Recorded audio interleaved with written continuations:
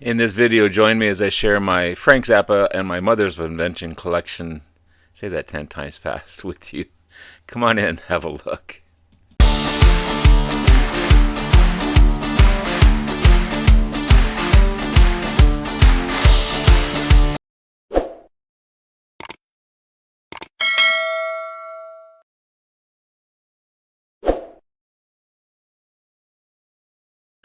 Good morning, everyone. It's Robert from On My Turntable. Hoping you a great morning this morning. It is Saturday morning.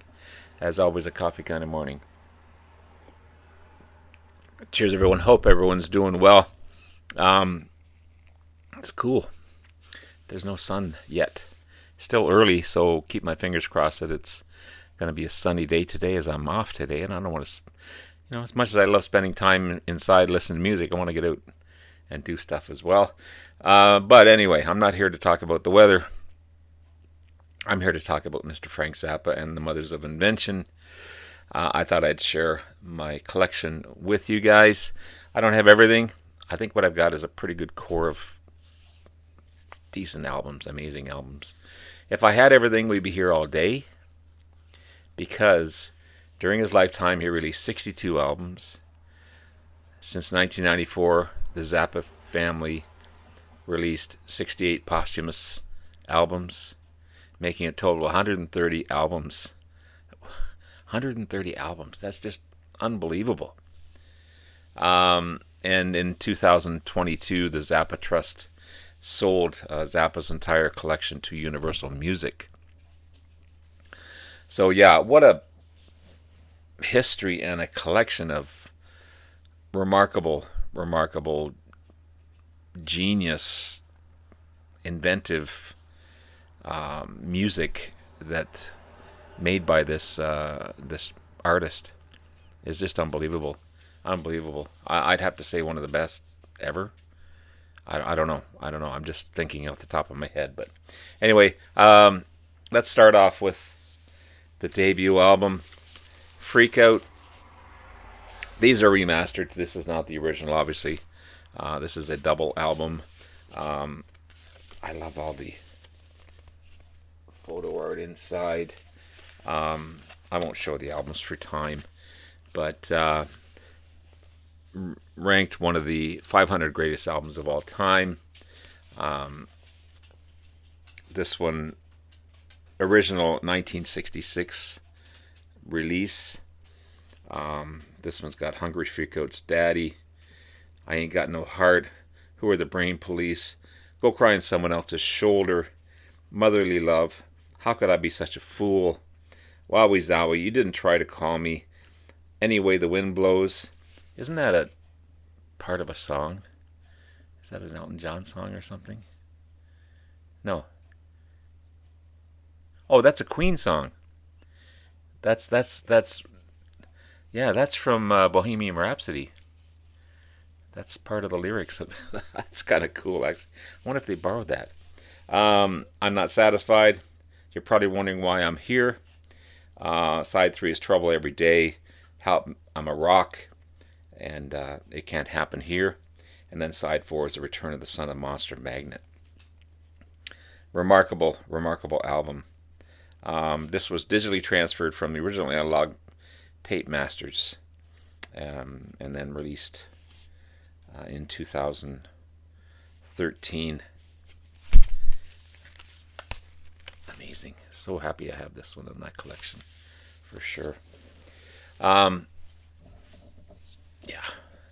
so good. The third album, We're Only In It For The Money. Does this cover look kind of familiar? Yeah. The third album by the Mothers of Invention, 1968 release. It's a concept album. Satirizes left and right politics, the hippie subculture, the Beatles album Sgt. Pepper's Lonely Hearts Club Band, which is a great parody on this one for sure. Just look at the beautiful ladies in here.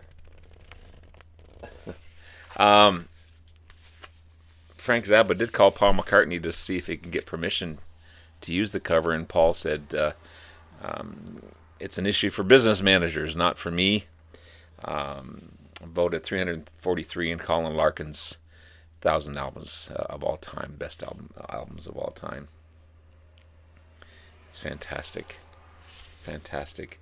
Um, yeah, I don't know what else to say about this one. It's just remarkable, so inventive. You could spend hours just looking at that cover. It's so good. Hot Rats, the second solo album by Frank Zappa, released in 1969, and the first after the breakup of the Mothers, the first breakup. 5 of the songs are instrumentals, and Willie the Pimp features vocals by Captain Beefheart.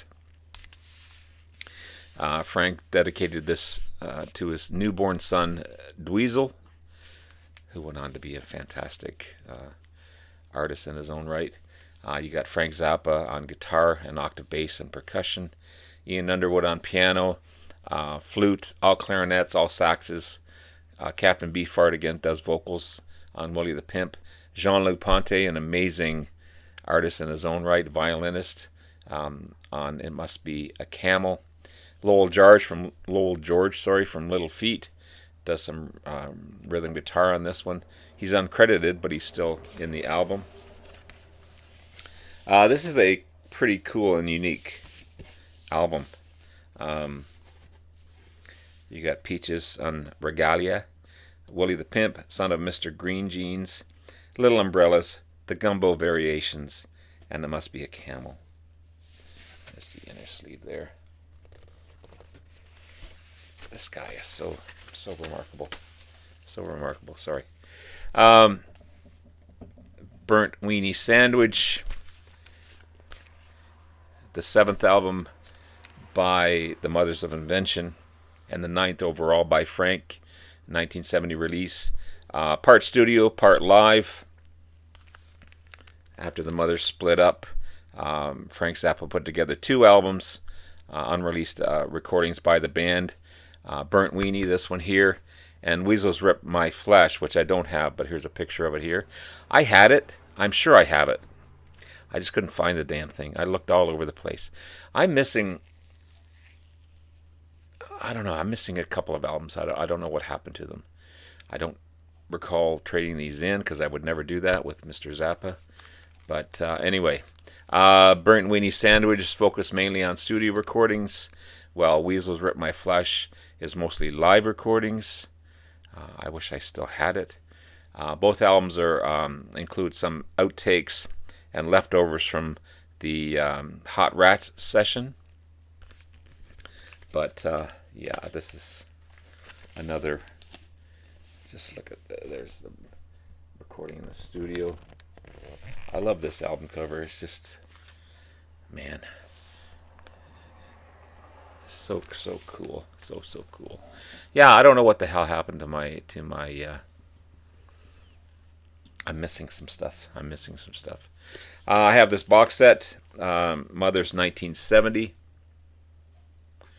Okay, it's a 4 CD set, 50th anniversary of the Mothers, made up of 70 unreleased tracks. There's a ton of tracks on this one. I'm not going to go through everything. But some of the music on this will eventually become part of 1970s album Chunga's Revenge, engineered by Roy Thomas Baker, who would go on to produce Queen and the Cars and Alice Cooper. There's a lot of live recordings on this one from the era of the band.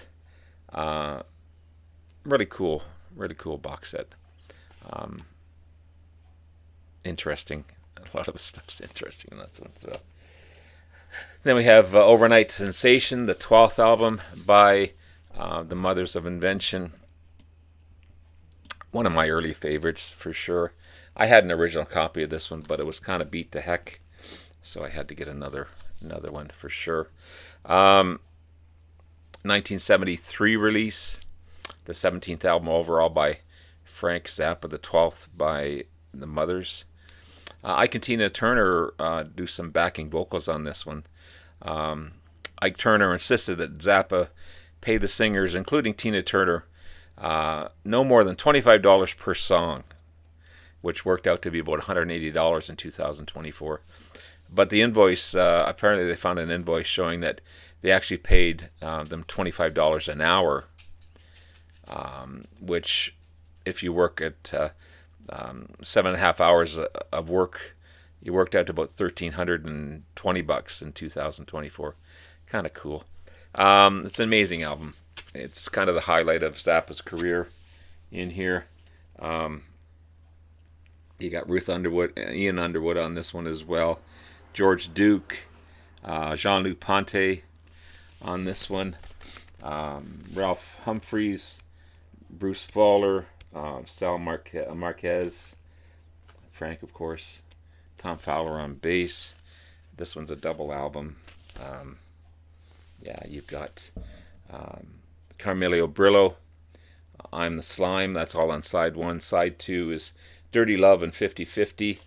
Side 3 is Zombie Wolf, and Zombie Wolf, sorry, not Wolf, and Dynamo Hum. And then side 4 is All Montana on this one. Again, another cover you could spend hours discovering. Cool stuff. And then you have Apostrophe, the 5th solo album, and the 18th overall by Frank Zappa. This is the 50th anniversary remastered version of it. It's on gold vinyl.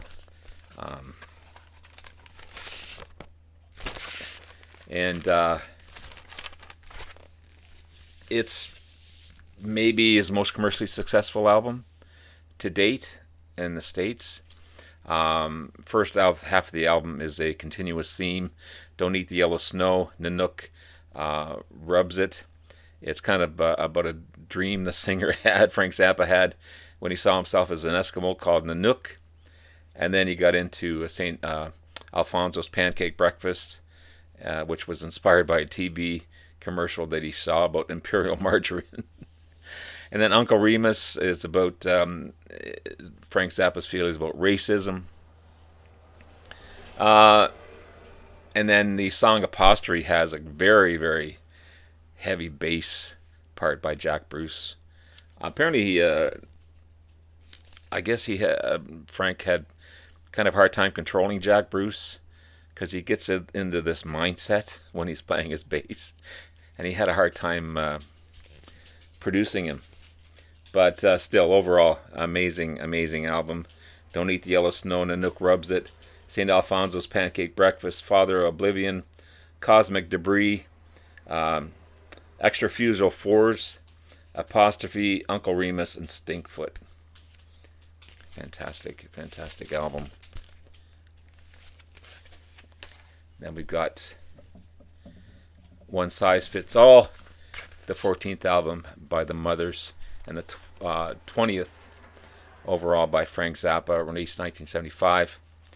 I don't know how else to describe this one, but it's kind of a slick, jazzy album. It's kind of different than the rest of them. Cool shot at the back. Astronomy type of. It's a gatefold. This is another remastered version of it. You got Frank Zappa, of course, on guitar and lead vocals. George Duke on keyboards and lead vocals on 3 tracks. Napoleon Murphy Brock, flute and backing vocals, tenor sax. Ruth Underwood, vibraphone. Chester Thompson on drums. Tom Fowler on bass. James Yeoman on bass. John Guitar Watson on vocals on tracks 7 and 8. Captain Beefheart, he was credited as Bloodshot Rollin' Red. Plays harmonica on one of the tracks. Inca Roads, Can't Afford No Shoes, Sofa Number 1, Pojama People, Florentine, Pagan, Evelyn, A Modified Dog, San Bernardino, Andy, and Sofa Part 2. Fantastic stuff. And then we have one of my favorites, Zoot the 22nd album by Frank Zappa, released 1976. More of a heavier guitar-driven sound, especially on the track Miss Pinky, almost a heavy metal sound on that one. Black Napkins, Zoot The Torture Never Stops, Black Napkins, Wonderful Wino. All amazing tracks. All amazing tracks. Zappa had formed a new band at the time. You got Tony Bozo on drums, bass by Patrick O'Hearn, keyboardist Ebby Johnson. The group was pictured on here, but never performed on the two of them. O'Hearn and Jobson never performed on the album, but still a great album overall. It's fantastic stuff. Frank does 90% of the work on this album for sure, along with Tony Bozzio. Amazing. That's one of my favorite, I think, by Zappa for sure. And finally, Zappa New York, a double live album released on his own Discreet Records label, recorded in 1976 in December. Bunch of concerts in the Palladium in New York City, released in 1977. Hit number 57 of the Billboard 200 charts in the States. I'm not going to read the first two titles because they're kind of, YouTube probably wouldn't like that very much. But you got Punky's Whips, Sofa, Max Needs Woman. You got the Black Page drum solo, Black Page number 1, Big Leg Emma, Black Page number 2. Side 3 is Honey, I Don't Want to Be a Man Like You Don't. Sorry, Don't You Want a Man Like Me? And then Illinois Enema Bandit. And side 4 is The Purple Lagoon.